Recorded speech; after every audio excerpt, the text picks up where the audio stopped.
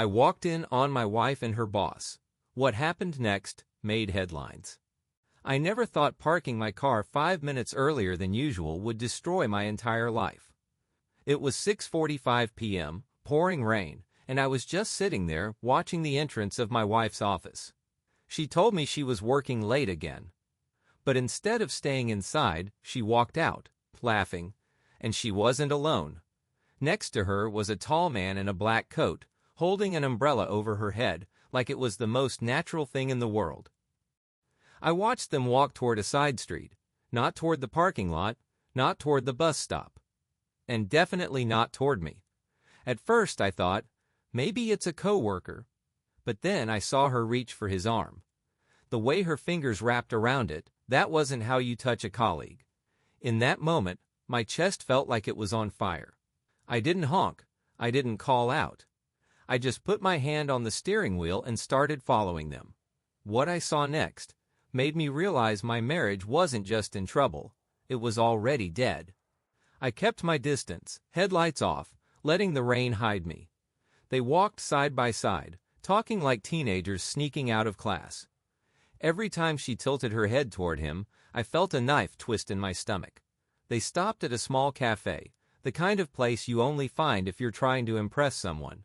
Dim lights, candles on the tables, soft jazz music playing through the foggy windows. I parked across the street, my heart pounding in my ears. I could see them through the glass. She was leaning forward, smiling in a way she hadn't smiled at me in months. Her hand brushed his, and he didn't pull away. They laughed over something on his phone. My fingers were gripping the steering wheel so hard I thought it might snap. I didn't rush in. I didn't want a scene. Not yet. Instead, I pulled out my own phone and started recording. Every touch, every glance, every second that would later become my ammunition. They sat there for an hour, then left together. I followed them again, my stomach churning. The rain was heavier now, making it easier to stay hidden. They turned down a side street I knew well, the one with that boutique hotel. My chest tightened when they walked inside. I parked a block away and waited. I told myself maybe they were meeting friends. Maybe they had some business event. But when 30 minutes passed and no one else arrived, I knew. I drove home, numb, my mind spinning. By the time I got there, it was almost midnight. I poured myself a drink, sat at the kitchen table, and stared at my wedding photo. Her smile in that picture, was it ever real? When she finally came home, her hair was damp, her makeup slightly smudged. She said she'd been working late and got caught in the rain. I nodded, pretending to believe her. I didn't confront her, not yet. Instead, I started planning. If she thought she could destroy our marriage quietly, I'd make sure the truth came out loud. And when it did, it would burn everything she'd tried to hide. The next morning, I woke up before her. She was still asleep, turned away from me, her phone clutched under her pillow like it was some kind of treasure she had to protect. That little detail told me everything I needed to know. She didn't trust me anywhere near it. And if she didn't trust me, then she was hiding something worth protecting. I got up quietly, made coffee, and sat in the living room thinking. I wasn't going to make the mistake of confronting her without undeniable proof. No shouting match. No, he said, she said. I needed evidence that would shatter any excuse she could invent. When she finally came into the kitchen, hair perfectly done, perfume heavy in the air, she smiled like nothing was wrong. "Morning," she said, kissing my cheek. The scent on her skin made me feel sick, not because it smelled bad, but because I knew it wasn't for me. I played along. I asked about her plans for the day. She told me she had a client lunch and then more late meetings. I nodded, smiling, hiding the fact that I'd already cleared my entire afternoon to follow her again. Around noon, she left the house wearing a red dress I hadn't seen in years. I remembered when she first bought it. She said it was too much for me, like she was embarrassed to wear something so bold in front of her own husband. And now she was wearing it for someone else.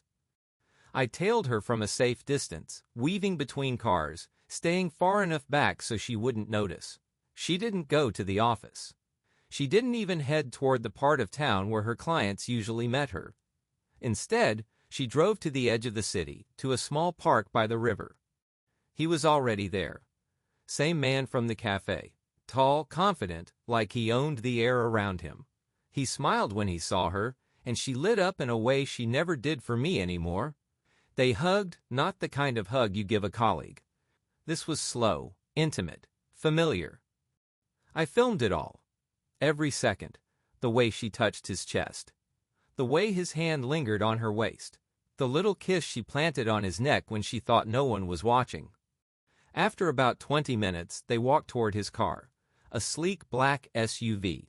He opened the door for her and they drove off. I followed at a distance. They didn't go far, just a short drive to a luxury apartment complex I recognized. I'd done some work there years ago. I parked across the street and waited. 20 minutes passed. 30. Then an hour. My hands were trembling around the camera. I knew what was happening inside, but a part of me still hoped for something innocent, something that wouldn't tear my life apart. When they finally came out, it was almost 4 p.m., her hair was a little messy, her lipstick faded. She laughed at something he said, touched his arm again, then kissed him before getting back into her own car. I didn't follow her home. I didn't want her to see me yet. Instead, I drove to my friend Mark's house, the one person I trusted completely. I showed him the footage. He didn't say a word for a long time, just stared at the screen. When he finally spoke, his voice was low, angry. "You're not just going to sit on this, are you?" "No," I said, "but I'm not going to explode either. If she wants to lie, I'll give her enough rope to hang herself with." That was the moment the plan started forming in my head, a plan that wouldn't just expose her, but make sure she never forgot what she'd done to me. That night I didn't sleep. Every time I closed my eyes, I saw her laughing with him, touching him, smiling in that way she used to smile at me, back when she meant it. Around 2 a.m., I got up, poured myself a drink, and sat in the dark living room thinking. The evidence I had was strong.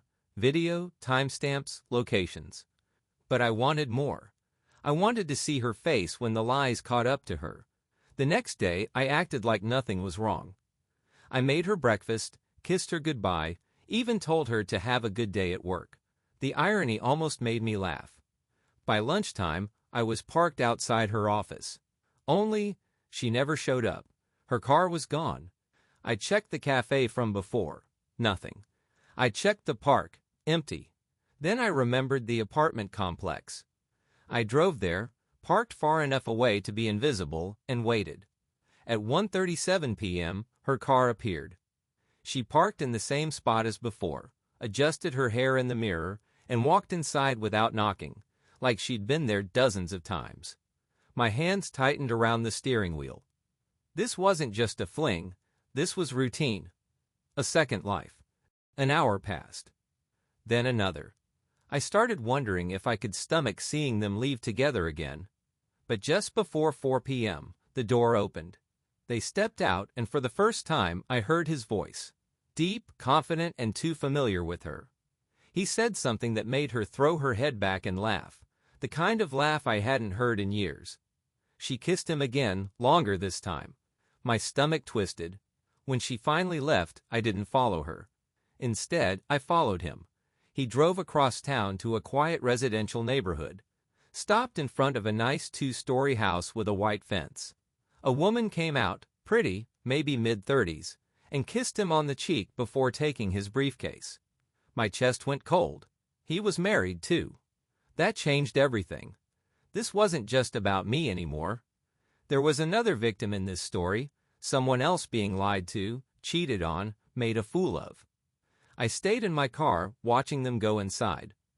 Lights came on in the kitchen. Shadows moved through the windows. They looked normal, like a happy couple. The rage that had been building inside me sharpened into something colder, more calculated. I knew then exactly how this would end. Not with screaming, not with a fight, but with a truth so devastating it would rip both of their lives apart at the same time. By the time I drove home, I had already decided, tomorrow I'd make contact with her, the other wife, and when we were done, neither of them would see it coming. The next morning, I sat in my car outside his house, waiting for her, the other wife. She looked like the kind of person who still believed in love, in loyalty. She didn't deserve this any more than I did. When she came out to water the flowers, I stepped out and called her name. She froze, looking at me like she was trying to place my face. "I think we need to talk," I said quietly. "It's about your husband." At first, she looked ready to slam the door in my face. But then I showed her the photo, her husband and my wife, in that hotel room, wrapped around each other like they were the only two people in the world. She went pale. "When?" she whispered. "3 months," I said. "At least." We sat at her kitchen table for nearly an hour. I told her everything. The cafe, the park, the apartment. She told me about the nights he claimed he was working late, the sudden weekend trips to visit a friend. By the end, her hands were trembling. But her eyes were sharp with the same cold fury I felt. We didn't just want to confront them. We wanted to destroy them. Together. Our plan was simple. Catch them in the act, make it public, and leave them with nothing to hide behind. 2 days later, we were parked outside that same apartment. She had brought a camera. I had the spare key I'd stolen from my wife's purse. At 1:15 p.m., their cars arrived, hers first, his right behind. They went inside, laughing. We waited 10 minutes, then walked right in. The door swung open to the sound of music, soft and romantic. They were in the bedroom. I could hear them laughing, whispering. The other wife didn't hesitate. She pushed the door open, camera in hand. The look on their faces, priceless. My wife's mouth fell open. His face went red. "What the hell?" my wife started, but I cut her off. "Save it, you've got nothing to say I want to hear." The other wife took photo after photo, her voice dripping venom. "Smile for the camera, you're going to be famous," they stammered, begged us to talk, to calm down, but we were done listening.